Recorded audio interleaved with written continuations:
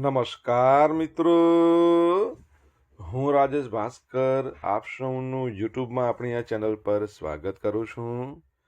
મિત્રો, આજે આપણે તારીખ 7 ડિસેમ્બર 2025ના કેટલાક મોસ્ટ ઇમ્પોર્ટન્ટ કરંટ અફેર અને અગાઉની પરીક્ષામાં પૂછાયેલા કેટલાક ઇમ્પોર્ટન્ટ પ્રશ્નો વિશે ડિટેલમાં ચર્ચા કરીશું, જે આપને આવનારી પરીક્ષા માટે ખૂબ જ ઉપયોગી સાબિત થશે. તો મિત્રો, આપ આ ચર્ચા સાથે જોડાઈ રહેજો અને વિડીયોને પહેલેથી લઈને છેલ્લે સુધી પૂરેપૂરો જોવાનો આગ્રહ રાખજો. તો ચલો મિત્રો, શરૂ કરીએ. શરૂઆત કરતા પહેલા જણાવી દઉં કે જો તમારે આપણી આ યુટ્યુબ ચેનલને સબસ્ક્રાઇબ કરવાનું બાકી હોય તો ચેનલને સબસ્ક્રાઇબ કરજો, નોટિફિકેશન બેલ આઇકોનને પ્રેસ કરીને, અને જો તમને વિડીયો પસંદ આવે તો વિડીયોને લાઈક કરજો. પરંતુ વિડીયોની લિંકને શેર કરવાનું ના ભૂલતા. અત્યારે જ શેર કરી દો આ વિડીયોની લિંક તમારા જેટલા મિત્રો જેઓ કોમ્પિટિટિવ એક્ઝામની તૈયારી કરી રહ્યા છે એ બધા મિત્રો જોડે. ચલો તો શરૂઆત કરીએ. સૌપ્રથમ જોઈશું અગાઉની પરીક્ષામાં પૂછાયેલા મહત્વના દિવસોના પ્રશ્નો, જેના જવાબો તમારે મને કમેન્ટ બોક્સમાં લખીને જણાવવાના છે. વિડીયોના લાસ્ટમાં જ્યારે હું તમને આ દરેક પ્રશ્નના જવાબ જણાવું ત્યારે તમારે ચેક કરવાનું છે કે તમે આપેલા પ્રશ્નોના જવાબમાંથી કેટલા પ્રશ્નોના જવાબ સાચા છે, અને જેટલા પણ પ્રશ્નોના જવાબ સાચા હોય એનો આંકડો તમારે કમેન્ટમાં લખવાનો છે કે 10માંથી આટલા સાચા છે. ડેઇલી જીકે ટેસ્ટમાં આપણે રોજ 10 પ્રશ્નો પૂછીએ છીએ. એમાંથી 5 પ્રશ્નો છે એ મહત્વના દિવસોના છે. બાકીના જે 5 પ્રશ્નો છે એ ગુજરાતના ઇતિહાસના પ્રશ્નો છે. તો તમે તમારા આન્સર આપો નીચે કમેન્ટ બોક્સમાં, અને હું આજના કરંટ અફેરનો પ્રથમ પ્રશ્ન છે એની શરૂઆત કરું છું.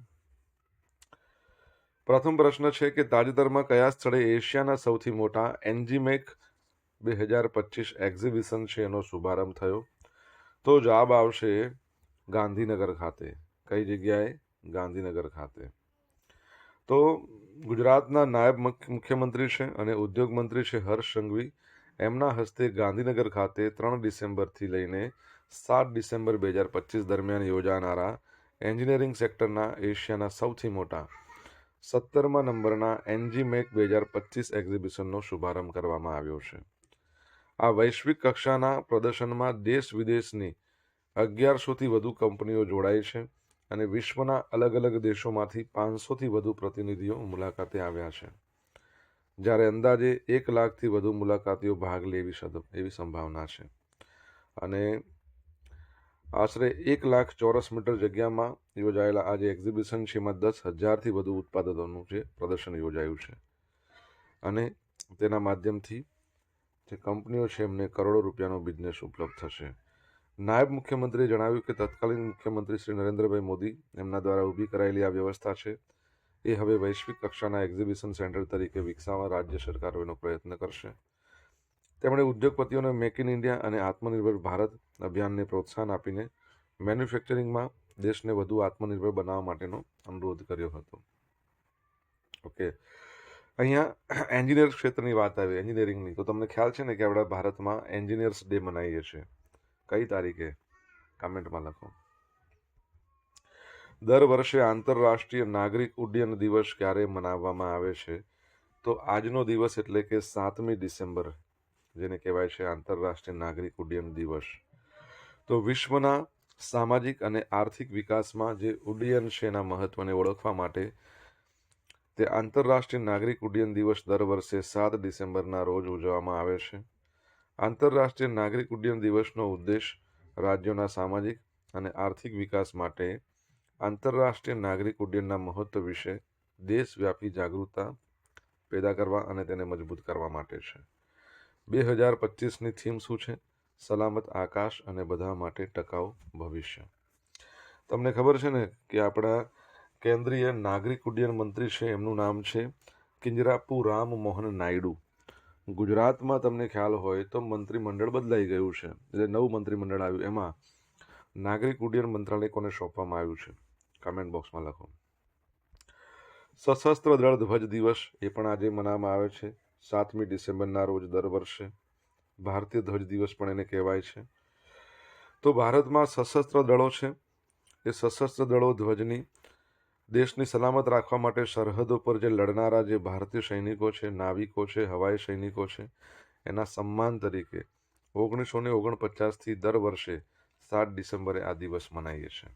સશસ્ત્ર સેના ઝંડા દિવસ પણ કહી શકાય. ઓકે, આગળ વધીએ. કુવૈતનો પ્રથમ જીઓલોજીકલ પાર્ક.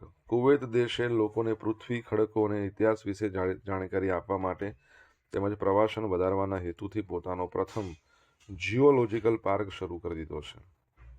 આ પાર્કની મુખ્ય વિશેષતા એ છે કે અહીંયા કુવૈતનો સૌથી પહેલો જે તેલનો કૂવો હતો ને 1936માં ખોદવામાં આવ્યો હતો, એ અહીંયા આવેલો છે. આપણા ભારતનો પ્રથમ જીઓલોજીકલ પાર્ક ક્યાં બનાવવામાં આવશે તમને ખબર છે? જો તમે મારી સાથે પહેલેથી જોડાયેલા હશો તો તમને 100% જવાબ આવડશે. કમેન્ટમાં લખો. વધુમાં અહીંના કેટલાક ખડકો અને વિસ્તારોનો દેખાવ મંગળ ગ્રહ એટલે કે માર્સ જેવો છે, જે તેને એક આકર્ષક પ્રવાસી સ્થળ બનાવે છે. કુવૈતની યોજના ભવિષ્યમાં આ પાર્કને આંતરરાષ્ટ્રીય સ્તરે માન્યતા અપાવવા માટે યુનેસ્કોની માન્યતા અપાવવાની છે. બરાબર છે. તમને ખ્યાલ હશે, રિસન્ટલી ભણ્યા હતા, યુનેસ્કોની વાત કરીએ ને, એનું જે હેડક્વાર્ટર છે પેરિસમાં, ત્યાં ડૉક્ટર બાબા સાહેબ આંબેડકર સાહેબની પ્રતિમાનું અનાવરણ કરવામાં આવ્યું હતું. મહાત્મા ગાંધી બાદ બીજા એવા ભારતીય છે જેમની પ્રતિમા હોય અહીંયા. મિત્રો, વિડીયો પસંદ આવ્યો હોય, ભણવાની મજા આવી હોય તો વિડીયોને લાઇક કરો, તમારા મિત્રો જોડે વિડીયોની લિંકને શેર કરો. આપણી બંને યુટ્યુબ ચેનલ રાજેશ ભાસ્કર 2ને સબસ્ક્રાઈબ કરો, નોટિફિકેશન બેલ આઇકોનને પ્રેસ કરીને. જો તમારે ડેલી કરંટ અફેરની પીડીએફ જોઈતી હોય તો આપણી ટેલિગ્રામ ચેનલ છે રાજેશ ભાસ્કર, ત્યાંથી તમને મળી રહેશે ડેલી કરંટ અફેરની પીડીએફ, અને તમને અહીંયા પોલ્સ પણ રમવા મળશે. તાજેતરમાં કોણે જેરુસલેમ માસ્ટર્સ 2025નો ખિતાબ જીત્યો છે? તો જવાબ આવશે અર્જુન એરિગેશી, જેમણે વિશ્વનાથ આનંદ છે, આ અર્જુન એરિગેશી છે. ભારતના પ્રથમ ચેસના ગ્રાન્ડ માસ્ટર 1988માં ગ્રાન્ડ માસ્ટર બન્યા, અને ભારતમાં પ્રથમ જે કોઈને ભારતમાં સૌથી શ્રેષ્ઠ રમતગમતમાં જે સન્માન આપવામાં આવે છે, ખેલ રત્ન પુરસ્કાર, એ મેળવનારા. અને એમના નામ પર તમને ખબર હોય તો રિસન્ટલી જ યોજાઈ ગઈ વર્લ્ડ કપ ભારતમાં યોજાયો હતો, ગોવામાં યોજાયો હતો ને ચેસનો વર્લ્ડ કપ. તમને ખબર છે ચેસના વર્લ્ડ કપ જે ગોવામાં યોજાયો હતો એના વિનર કોણ? ઉઝબેકિસ્તાનના 19 વર્ષના એક ચેસના પ્લેયર છે. તમને ખબર હોય તો કમેન્ટ બોક્સમાં લખીને જણાવી શકો છો. તો ભારતીય ગ્રાન્ડ માસ્ટર અર્જુન એરિગેશીએ ભૂતપૂર્વ વર્લ્ડ ચેમ્પિયન વિશ્વનાથ આનંદને હરાવીને જેરુસલેમ માસ્ટર 2025નો ખિતાબ જીતી લીધો છે. ફાઇનલ મેચ બે ભારતીય દિગ્ગજો વચ્ચે રમાઈ.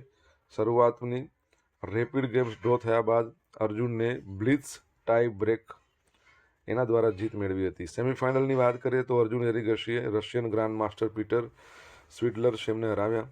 વિશ્વનાથ આનંદે વર્તમાન વર્લ્ડ બ્લિટ્ઝ ચેમ્પિયન જે ઇયાન નેમ્પોનિયાનચી છે એમને હરાવીને ફાઇનલમાં પ્રવેશ મેળવ્યો. આ જીત સાથે અર્જુન એરિગેશીને આંતરરાષ્ટ્રીય ચેસ જગતમાં પોતાની મજબૂત સ્થિતિ ફરીથી સાબિત કરી દીધી છે. જો ચેસની વાત કરીએ તો ભારતમાં શોધાઈ મહાભારતમાં પણ ચેસ જોવા મળે છે. બરાબર છે. અને ચેસનું નિયમન કરતી સંસ્થા ફિડે છે. કઈ છે? ફિડે નથી લખાતું, ફિડે છે, ઇન્ટરનેશનલ ચેસ ફેડરેશન કહેવાય છે. અને સ્વિટ્ઝરલેન્ડનું લુસાને છે તે તેનું હેડક્વાર્ટર આવેલું છે. એના ઉપાધ્યક્ષ વિશ્વનાથ આનંદ છે, અધ્યક્ષ છે આર્કોડી ડોકોવિચ. 20 જુલાઈને ચેસ દિવસ તરીકે ઉજવવામાં આવે છે. તમને ખ્યાલ હોય તો છેલ્લે ચેસનો વર્લ્ડ કપ યોજાયો હતો, તો એમાં આપણા ભારતીય ચેસના ગ્રાન્ડ માસ્ટર છે દિવ્યા દેશમુખ, જેઓ પોતે એમાં ગ્રાન્ડ માસ્ટર પણ બન્યા અને એ કપ પણ જીતી લીધો. અને એમાં પણ એમણે ભારતના જ ચેસના જે પ્લેયર હતા ગ્રાન્ડ માસ્ટર, બરાબર છે, એમને હરાવ્યા હતા. તમને યાદ છે કોને હરાવ્યા હતા?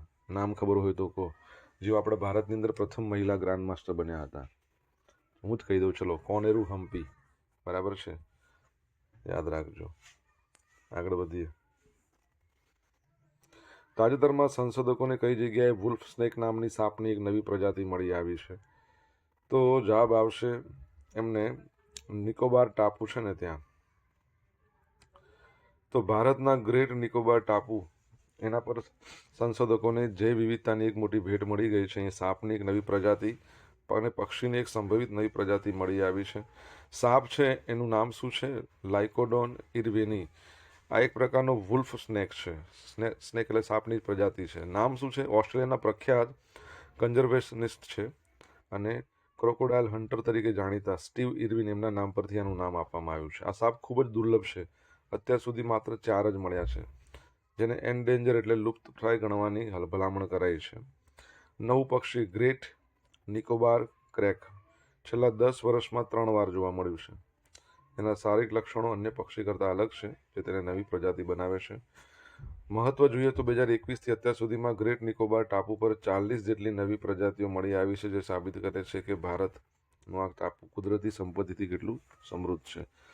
અંદમાન નિકોબાર જે આપણો યુનિયન ટેરેટરી છે, જેનું કેપિટલ શ્રી વિજયપુરમ છે. પહેલાં તેને પોર્ટ બ્લેર કહેતા હતા.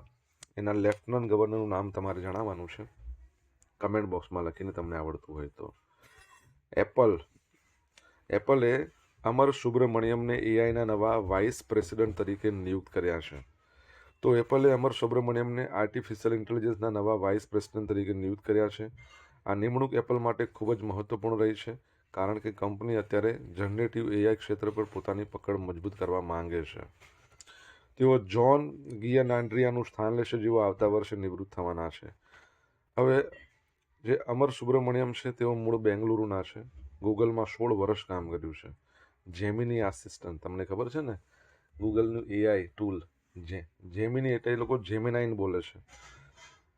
તો એની જે એઆઈ પહેલનું નેતૃત્વ કર્યું છે અને એપલમાં જોડાતા પહેલાં તેમણે 2025માં ટૂંકા સમય માટે માઇક્રોસોફ્ટમાં પણ હતા. એપલમાં તેઓ foundation AI model, machine learning research, સિરીને અપગ્રેડ કરવાની જવાબદારી સંભાળશે. તમને ખબર હશે કે ઘણી બધી કંપનીઓ, ઘણી બધી સંસ્થાઓ છે એ પોતાનું એઆઈ ટૂલ લઈને આવેલી છે. જેમ કે આ જેમિનાઇન, ઓપન એઆઈ, ડીપસીક્સ, પછી ગ્રોક,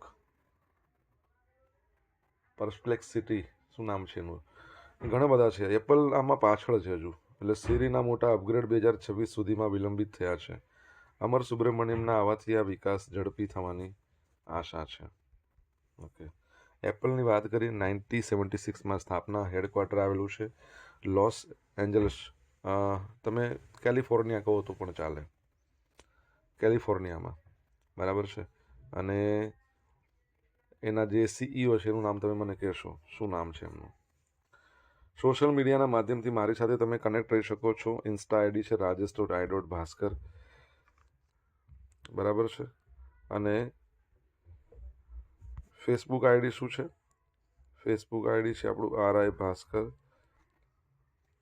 ટેલિગ્રામ ચેનલ છે આપણી, જેનું નામ છે રાજેશ ભાસ્કર, જ્યાં તમને ડેલી કરંટ અફેરની પીડીએફ અને પોલ્સ રમવા મળશે. જો ભણવાની તમને મજા આવી હોય તો વિડીયોને લાઇક કરી દો, તમારા મિત્રો જોડે વિડીયોની લિંકને શેર કરી દો. ચેનલ સબસ્ક્રાઇબ કરવાની બાકી તો સબસ્ક્રાઇબ કરો, નોટિફિકેશન બેલ આઇકોનને પ્રેસ કરીને. આરબીઆઈ દ્વારા રેપો રેટમાં 25 બેસિસ પોઈન્ટનો ઘટાડો કરીને તેને કેટલો કરવામાં આવ્યો છે? તો જવાબ આવશે 5.25%. કેટલો? 5.25%. તો રિઝર્વ બેંક ઓફ ઇન્ડિયા છે, એના ગવર્નર છે સંજય મલ્હોત્રા કેટલામાં નંબરના તમારે જણાવવાનું છે. 5મી ડિસેમ્બરના રોજ જાહેરાત કરી કે મોનિટરી પોલિસી કમિટીએ સર્વાનુમતે રેપો રેટમાં ઘટાડો કરવાનો નિર્ણય લીધો છે. મુખ્ય મુદ્દાઓની વાત કરીએ, રેપો રેટ છે એમાં 25 બેસિસ પોઈન્ટનો ઘટાડો કર્યો અને અત્યારે 5.25% છે. પહેલાં 5.50% હતો. વલણ તો એમપીસીએ પોતાનું વલણ તટસ્થ રાખવાનો નિર્ણય ચાલુ રાખ્યો છે, કારણ કે ઓક્ટોબર પોલિસી પછી ભારતીય અર્થવ્યવસ્થા છે ને એમાં ફુગાવો છે, મોંઘવારીમાં ઝડપથી ઘટાડો જોવા મળ્યો છે. ગોલ્ડીલોક્સ પીરિયડ એટલે સુવર્ણ સમય. ગવર્નરે શું કહ્યું કે વર્તમાન સમયને એક દુર્લભ ગોલ્ડીલોક્સ પીરિયડ ગણાવ્યો છે, કારણ કે આ વર્ષના પ્રથમ 6 મહિનામાં વિકાસ દર 8% રહ્યો છે. ફુગાવો ઘટીને 2.2%. વૈશ્વિક સ્તરે પણ અગાઉની ધારણા કરતાં વૃદ્ધિ પ્રમાણમાં મજબૂત રહી છે. એમપીસીએ નાણાકીય વર્ષ 2026 માટે જીડીપી વૃદ્ધિ આગાહી 50 બેસિસ પોઈન્ટ વધારીને 7.3% કરી છે. તો આ બધી બાબતો છે, એના કારણે કીધું છે કે ભાઈ આ તો સુવર્ણ સમય છે અત્યારે. આરબીઆઈની વાત કરીએ, 1934માં એના માટેનો એક્ટ આવ્યો હતો. તમને ખ્યાલ છે કે આપણા ભારતના બંધારણના ઘડવૈયા ડૉક્ટર બાબા સાહેબ આંબેડકર, એમનું એક પુસ્તક હતું ધ પ્રોબ્લેમ ઓફ રૂપીઝ, એના આધારે આરબીઆઈની સ્થાપના થઈ 1 એપ્રિલ 1935માં. એ વખતે કોલકાતામાં એની સ્થાપના થઈ હતી. ક્યાં થઈ હતી? કોલકાતામાં. અને અત્યારે હાલમાં એનું હેડક્વાર્ટર મુંબઈમાં છે, જે 1937માં ટ્રાન્સફર કરવામાં આવ્યું, શિફ્ટ કરવામાં આવ્યું. આરબીઆઈની વાત કરીએ તો એના પ્રથમ ગવર્નર હતા, ને એના માટે તમારે એબીસીડી યાદ રાખવાનું. એબીસીડી. એબીસીડી શા માટે? તો એસબોર્ન સ્મિથ જેઓ બ્રિટિશ ગવર્નર હતા, સીડી દેશમુખ જેઓ ભારતીય ગવર્નર હતા, અને પ્રથમ ગુજરાતી આઈજી પટેલ હતા, અને એના બાદ સેકન્ડ નંબરના ગુજરાતી ઉર્જિત પટેલ હતા. બરાબર. તો એ બાબત પણ યાદ રાખજો. અને આરબીઆઈનો જે સિમ્બોલ છે ને, એમાં જે ચિત્ર હોય સિમ્બોલની અંદર એક ઝાડ છે, વૃક્ષ, પામ ટ્રી, તાડનું ઝાડ, અને ખજૂરીનું વૃક્ષ પણ કહી શકો. બીજું જે પ્રાણી છે એ છે રોયલ બેંગોલ ટાઈગર. બરાબર છે, આ યાદ રાખજો. મિશેલ બેચેલેટ ઇન્દિરા ગાંધી શાંતિ પુરસ્કાર 2024 એને એનાયત કરવામાં આવ્યો છે. તો ચીલીના ભૂતપૂર્વ રાષ્ટ્રપતિ અને સંયુક્ત રાષ્ટ્રના માનવ અધિકાર પંચના પૂર્વ વડા મિશેલ બેચેલેટને નવી દિલ્હીમાં ઇન્દિરા ગાંધી શાંતિ પુરસ્કાર 2024થી સન્માનિત કરવામાં આવ્યા છે. તેમને આ પુરસ્કાર કોંગ્રેસ સંસદીય દળના અધ્યક્ષ સોનિયા ગાંધીના હસ્તે એનાયત કરવામાં આવ્યો હતો. તેમને આ સન્માન માનવ અધિકારો, લિંગ સમાનતા, જેન્ડર ઇક્વાલિટી, વૈશ્વિક ન્યાય પ્રત્યે જીવનભરની પ્રતિબદ્ધતા બદલ આપવામાં આવ્યો છે. ઇન્દિરા ગાંધી શાંતિ પુરસ્કાર સ્થાપના થઈ 1985 ઇન્દિરા ગાંધીની યાદમાં. હેતુ છે આંતરરાષ્ટ્રીય શાંતિ, નિશસ્ત્રીકરણ અને એના વિકાસમાં યોગદાન આપનાર વ્યક્તિ હોય અથવા તો સંસ્થા હોય. કોના દ્વારા અપાય? Indira Gandhi memorial trust. બરાબર છે. શાંતિ માટેનો દિવસ ક્યારે મનાય હશે? તમને ખબર હશે કે 2025માં નોબલ શાંતિનો નોબલ પ્રાઇઝ એને આપ્યો છે. 2025માં શાંતિનો નોબલ પ્રાઇઝ કોને આપ્યો છે? મારિયા કોરિના મચાડો. બરાબર છે, વેનેઝુએલાના છે, યાદ રાખજો. હવે જોઈશું અગાઉની પરીક્ષામાં પૂછાયેલા મહત્વના દિવસો. પહેલો પ્રશ્ન, આંતરરાષ્ટ્રીય મહિલા દિવસની ઉજવણી દર વર્ષે 8મી માર્ચે ઉજવીએ છીએ. ભારતમાં 13મી ફેબ્રુઆરીએ રાષ્ટ્રીય મહિલા દિવસ ઉજવીએ છીએ. બાળ દિન તરીકે કોનો જન્મદિવસ છે? તો જવાહરલાલ નહેરુ, ભારતના પ્રથમ વડાપ્રધાન. 14મી નવેમ્બર બાળ દિન. કયા વર્ષથી 10 ડિસેમ્બરે માનવ અધિકાર દિવસ ઉજવાય છે? 1950થી. 8મી મેને કયા દિવસ તરીકે ઉજવવામાં આવે છે? વિશ્વ રેડ ક્રોસ દિવસ.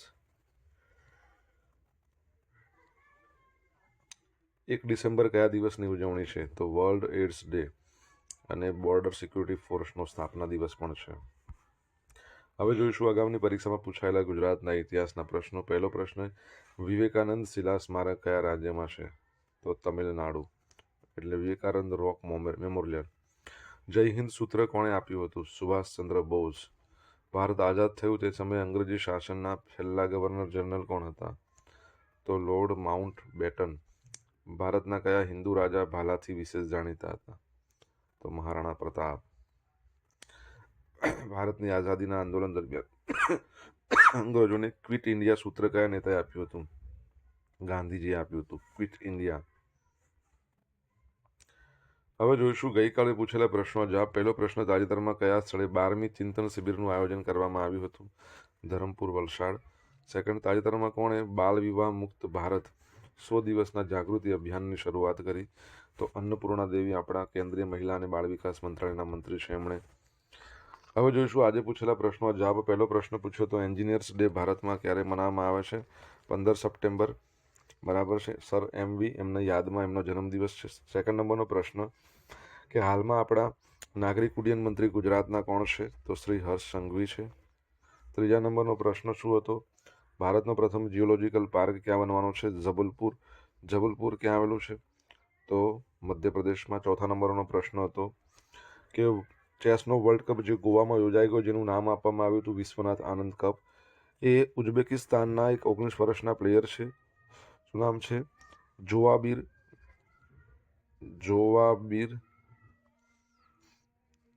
સિંદારો.